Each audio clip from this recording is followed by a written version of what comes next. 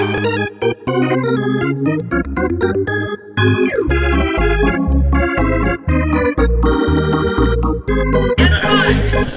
name? Hey guys, I'm Sherry, the crazy fan on the other side of the fence from So, when we were watching at home, we kind of felt like there was a big shift in the team dynamics and the enthusiasm from the team kind of when it looked like you were starting to make a run for the postseason. How did that feel for you guys? Did you feel a shift from the bench as well? Yeah, I think that shift even started in spring training. I think that was the emphasis of Alex in the offseason, was to bring in high character people, high character teammates, and he did a tremendous job with that this year. And for a lot of guys that had been there in years past, especially last year when we were in first place right around the All-Star break, and we're just begging for the front office to make moves to, really put us over the top and really show us that organization was behind us and they really wanted us to win. And when we didn't make any moves at the All-Star break, it was definitely a little bit of a letdown, and the season kind of fell apart after that. But with the moves they were able to bring in, anytime you can add superstars to your team like Tulowitzki and Price, you know you're going to be a better team. And the additions of guys like Mark Lowe and Troy and Pennington, just all tremendous teammates, and that was kind of the push the players needed to really finish strong, knowing that organization was willing to do whatever they could do to help us win. And obviously, with winning breeds chemistry, and we were able to win and really able to get along with each other. And the tough part about baseball is when the season's over, you realize that more than likely you're not going to play with the same group of 25 guys, and that was the hardest part about having the year end, was knowing that was probably the last time that group of 25 guys would be in the same room. I just got a Twitter question from somebody who wants to know, can Canadians catch a baseball, from @Harold Reynolds?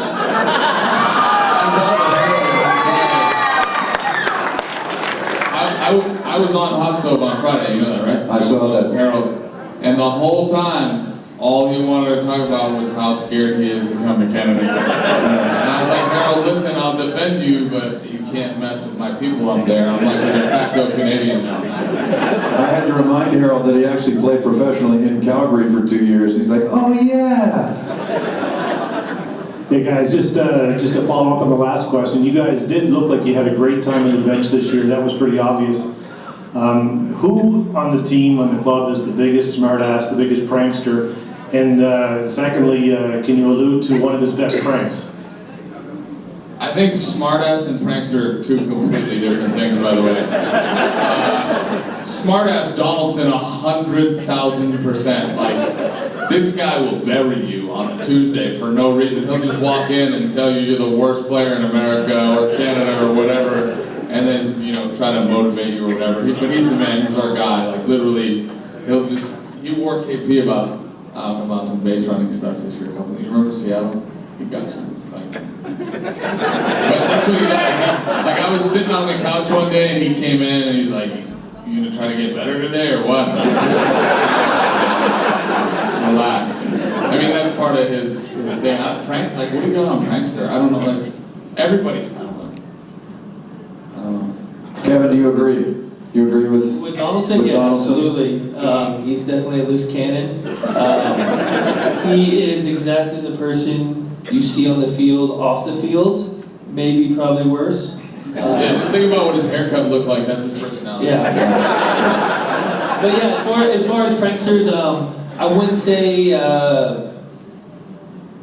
there was not a whole lot of pranks going on, but the nice thing about this team was whether it was your first day up, you'd been part of this team for 2 weeks, or you were Mark Burley, had been in the league for 19 years, no one was safe to ridicules and jokes and being made fun of, and that's what kept us together and kept things loose, especially through the postseason.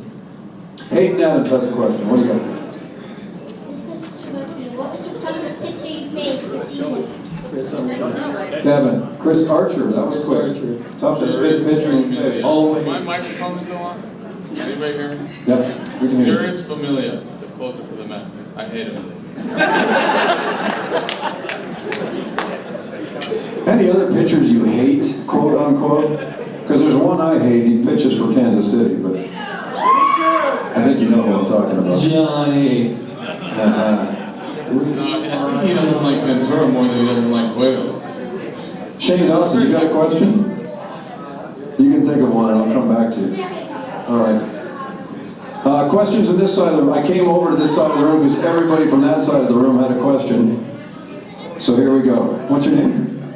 My name's Will. It's kind of for all three. The 7th inning against Texas in Game 5, was that the craziest inning of baseball you guys ever had? I had to change my underwear after that inning was over. Me too. That was unbelievable. Yes. That's my answer, yes. It was the craziest thing I've ever seen. Thanks, because a lot of us had to work till about 4:30, so you guys managed to delay the game there and probably run an extra hour, so we got home to watch the end of it. So Yeah, well, we made it looking out for exciting. you. Yeah. Trying to get those ratings up. Hey, I got a question, and don't injure yourselves doing that, but can you guys replicate the I just hit a home run and I see Kevin Pillar in the dugout thing? Yeah, when we get off the stage. Okay, yeah, I don't want, Walk it yeah. off the stage with that.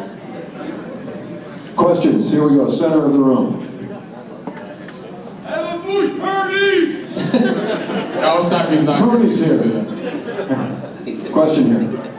Yeah, this is for Kevin. When you're flying through the air catching those balls, are you thinking anything other than, oh boy, this is going to hurt? To be honest, no. That never really goes through my mind. I really enjoy playing baseball. I really enjoy playing defense. I consider myself an athlete before a baseball player, and I just grew up playing all the sports. So to me, going after a fly ball is no different than the way I treated going after a pass in football. And you know you're going to hit the ground, or you know you're going to hit the wall, and the best thing you can do for yourself is just hold on to the ball, because regardless it's going to hurt, but you might as well get rewarded for it.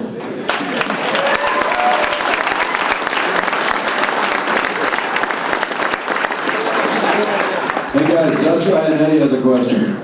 Hey guys, any chance of getting one more picture? Alright, Yeah. we got a premise for everybody else that's in the room that wasn't with Dutch and us this morning, because we've said that like 15 times.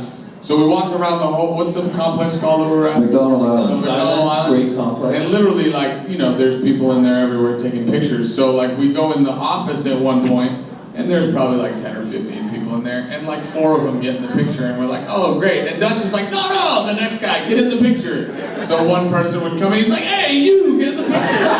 So we'd get done the pictures, and by the end, he had called every person individually, and I was like, well, why didn't we just get everybody the first time? So Dutch is leading the league in pictures today. Thank you for that. Mr. Kubasek. Do you have a hero and why? A hero to each of you and why?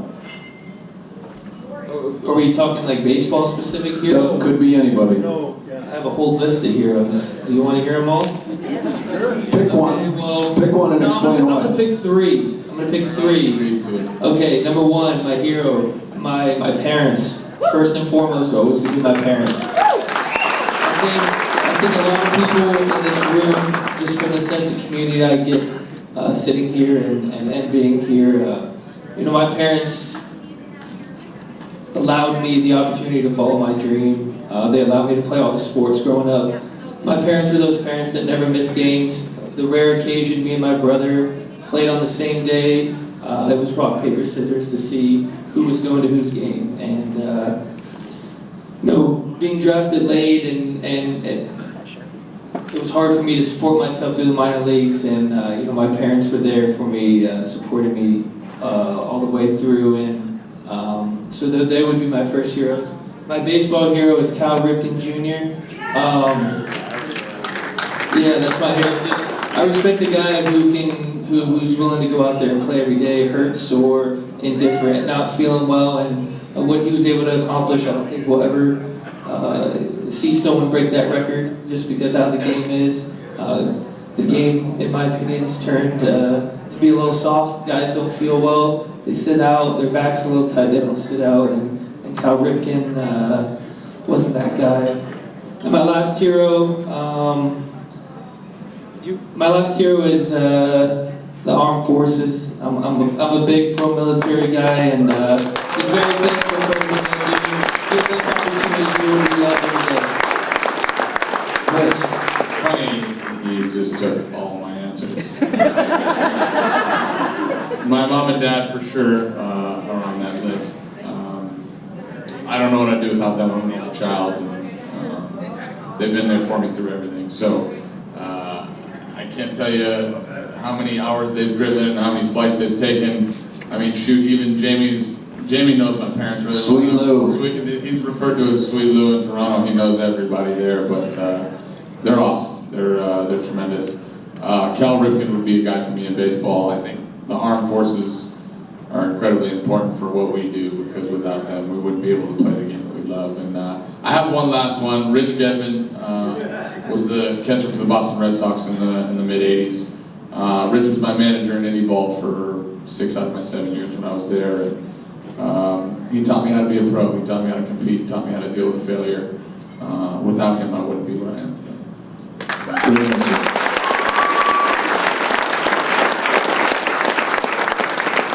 What's your name?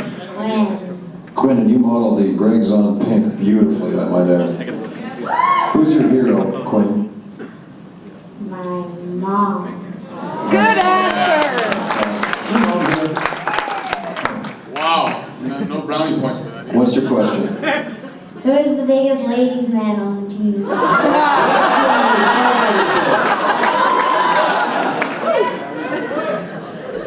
Okay, I'm going to tell a funny story after you guys answer that question.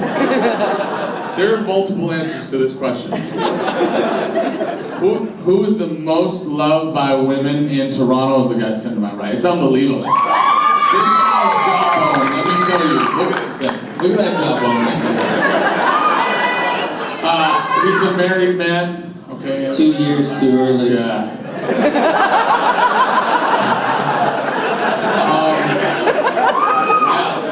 But I think the guy. I love my wife. Yeah, she's so good. The night's not over, though. The guy that gets to be, as of recent, he can't be anymore, but Ryan Goins, it's Kate Pillar's right-hand man. That's a beautiful man right there. He just got locked up though, so anybody that was thinking that he's in a relationship on Facebook.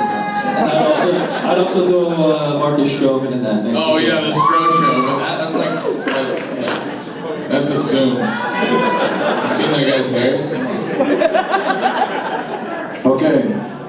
You guys remember JP Arencibia? I did a school visit with JP Arencibia in London, Ontario a couple of years back. And this young girl who must have been about 6 years old was standing up against the wall with apparently her teacher. And I said, does anybody have a question? The young girl raised her hand and said, JP, Mrs. Adams here is wondering if you're married. And her face just went beet red. It was fantastic. Does anybody here have a question? I'll come back over there in just a second. Oh, and by the way, if you do have to go to school or work tomorrow, it's not rude to get up and leave. You people have been fantastic. You don't have to stay if you don't want to. But we appreciate that you are. Hey guys, so I just heard the question that you asked or answered a second ago there about your heroes. So you both said that your parents are your heroes. So I only have one question. Whose dad would win in a fight? Either yours or Earl Stroman? Earl Stroman. Oh my goodness. Yeah, But I give my dad a chance because he's a lot like me. He's a grinder. He's a scrapper. He's gonna find a way to win. So I'm gonna pick my dad. I'm gonna go with Stroh's dad, because my dad's soft as a grape. He had an ear infection, and he picked me up from the airport. He rode home like this the whole time. Like that was gonna make him feel better. Yeah, Stroh's dad for sure. All right, questions over here. Anybody? Young kids, before you go home, do you have a question? You're not so young, but I'll come over here anyway. Yeah, young at heart. Roberto Osuna, He's young. What's the story with him? Is he the killer? I don't Over there. Yeah. Did Roberto Osuna kill somebody? No? Sorry, was that wrong? This is a Twitter-free zone, ladies and gentlemen. Sorry. Not to my Is knowledge. he, no, that's not the way. Is he the way he comes across? I mean, he comes out there, he's steel, he's cold. That dude's a bad man. Have you seen him on the mound? He's like 13 years old and he's way more experienced than I am in the big league. It's unbelievable. Yeah, I mean, for the way he is in the clubhouse and off the field, definitely a gentle giant, very soft-spoken, but like you said, this guy's mature beyond his years. He's as good as advertised, and we're extremely confident knowing that he's coming in the ninth inning, even as a 20-year-old in the big leagues. If either one of you want a car deal out west, this is the man to deal with right here. Hey guys, go buy some cars. Yeah, or Star Ford. Unbelievable. We've been trying to promote all day. Thanks for that. So honestly, I know you don't want to question your manager at all, but you can answer this one honestly. Is there a move, a lineup change, something that happened in the final series that maybe you think could have changed the outcome? Hindsight, I know it's 2020, but I'd just love to get an honest answer on that. He's looking at me like I have to answer first. At the end of the day, and this is not to sound cliche or defend anybody, a series is a collection of moments, right? And you can sit back and take those moments and say, well, what if this or what if that 1,000 times over in a baseball game? And it's very easy to nitpick from the outside looking in. If I was the manager, would I do things differently, the same? I don't have the answer to that question because I'm focused on doing what I do, and then I get to look back the same way all of you do and say, well, I probably would have done this, or I would have done that, or I would have done this. But ultimately, our manager did one thing really well. He allowed us to be who we were. He allowed us to come together and be the group that we were. And more than anything else, I'll tell you, if there's a guy that I want to play for, it's a guy that has my back day in and day out, and that I know believes in me. And whether or not he's making the best baseball-specific managerial choices, again, I don't know the answers to those questions because in the heat of the moment, I could say a bunch of different things and think a bunch of different things, but you know, you don't know how you're going to react to them unless you're really put in that situation, I think. We have time for two more questions. Two more questions. So I can see, far side of the room, if you got one. Okay, I'm coming your way, and I'll come over there. I think that's our student reporter, am I? Okay, you get last question. Over here first. Thank you for your patience, people. This is a big room. Where was it here? Right here. Your name? I'm exhausted. You should be. Sharp. So growing up, what team did you guys dream to be drafted by? Like little boys playing in the backyard, I'm going to play in the World Series. What was your dream team? And number two, how do you feel now when you face that team in Major League Baseball and you kind of go, haha, I made it? Ooh, good question. Yeah, me, it was the Dodgers growing up in Los Angeles. It was always the Dodgers, never the Angels.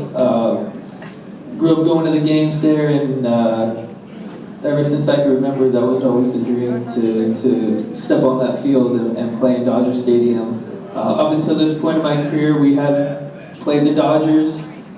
We do get an opportunity to play them next year in Toronto, which I'm looking forward to, but definitely would have loved to have been able to go back home and play in the stadium I've seen countless games in.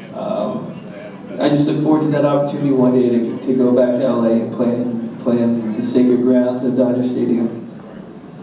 Chris? I grew up in Boston. I have two answers, I guess.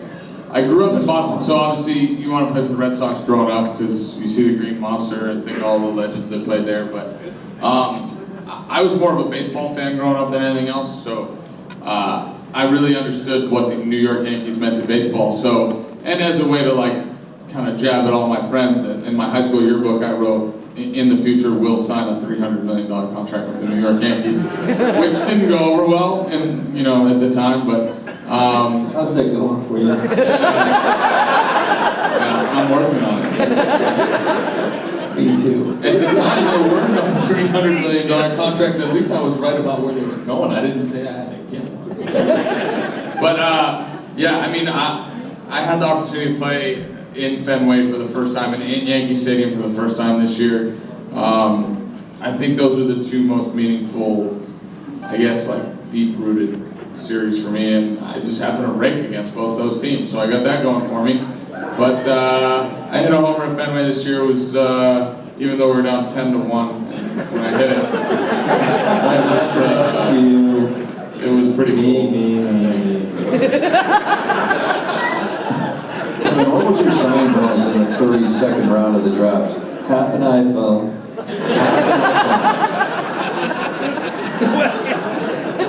$1,000. You know what my signing bonus was in Indie Ball? How much was your signing bonus in Indie Ball? I had to pay them to let me. And that's why we're glad to have you here as a member of the Blue Jays. Okay, so last question goes to Nathaniel, who actually works for the local paper. So there might be 6 or 7 questions here, so bear with us. Let's do it. Let's go. I'll cut it close. Just one question. Who or what inspired you as a child? Who or what inspired you as a child? Kevin. Oh, wow. Who or what inspired me? I guess that would probably be my parents, my brother.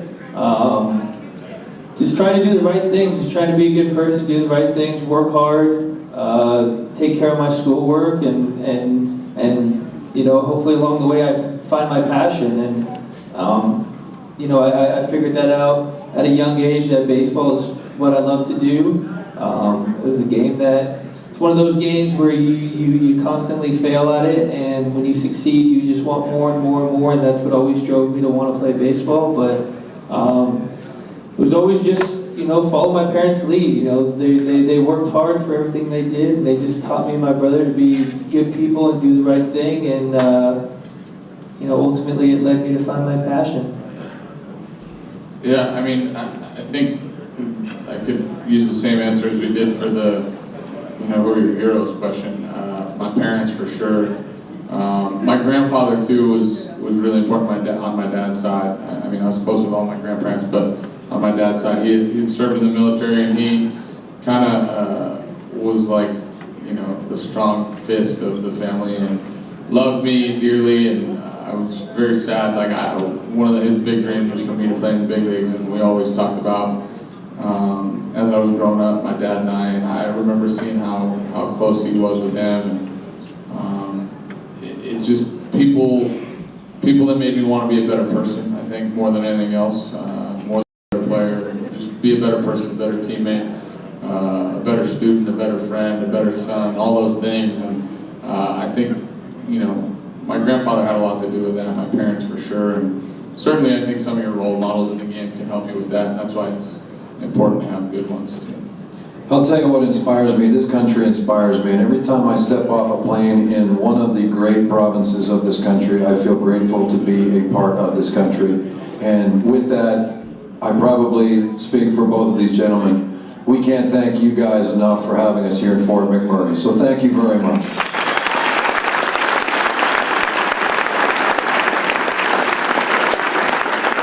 How about a big round of applause for Kevin Pillar and Chris Colabelli.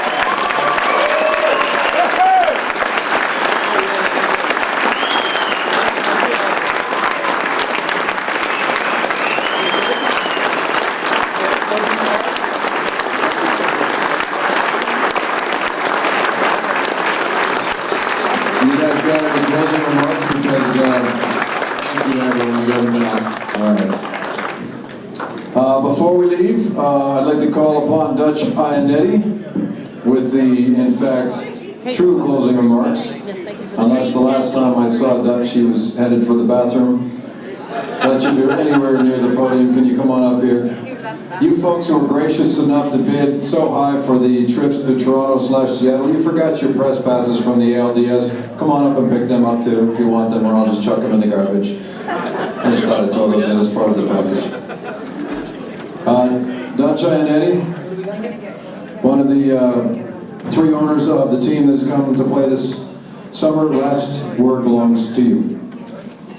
I really don't know how I'm going to top this guy.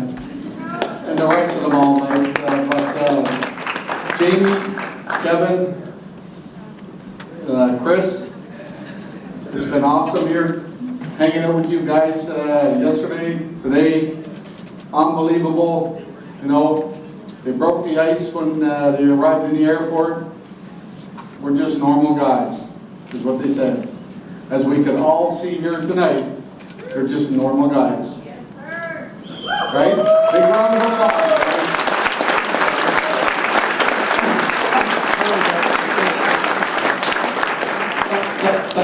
Starting to stutter a little bit here now. But a lot of people here tonight. We need to thank Marcia. A lot of work put into it. Karen, Diane, Leslie, Steve Avila, Kubi, Kevin Kabami, President of the WNBL. Thank you for coming up. Thanks everybody for coming out tonight and supporting this event.